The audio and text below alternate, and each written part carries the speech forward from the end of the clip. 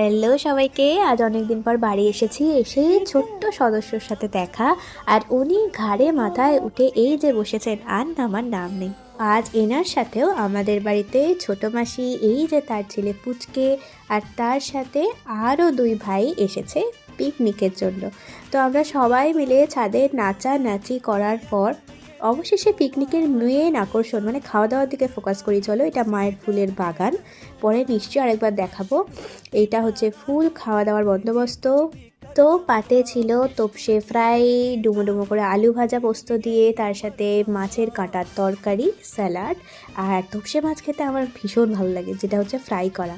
সাথে ছিল চিংড়ি মাছের মালাইকারি, যেটা আমার চিকেন মাটনের থেকেও প্রিয়। চিংড়ি মাছ হলে আমার এমনিই ভাত খাওয়া হয়ে যায়। আর তার সাথে ছিল গরম গরম কষা চিকেন। আর এই যে মহারানীকে মাছের মাথাটা দিতেই হবে, মানে চিংড়ির মাথা খেতে অদ্ভুত ভালোবাসে। এই যে আমার মায়ের সুন্দর শীতের বাগান, ফুলগুলো দেখলে যে কারোর মন ভরে যাবে। আর ছাদটা একদম ভরে গেছে ফুলে। তারপর মাসিমণিরা বাড়ি যাওয়ার পথে মোয়া নেবে না তাই কখনো হয়, জয়নগরের স্পেশাল মোয়া এইভাবেই তৈরি হয়ে থাকে। তো মোয়া নিয়ে আমাদের স্কুলে, মানে আমি আর মাসিমণি একই স্কুল থেকে 11-12 পড়া, তো সেই স্কুলে ঢুকেই নাটক হচ্ছিল, সেখানে একটু নাটক দেখে ওদেরকেও টাটা করে দিলাম, আর আমিও আমার বাড়ি চলে এলাম। তো কেমন লাগলো অবশ্যই জানিও। টাটা।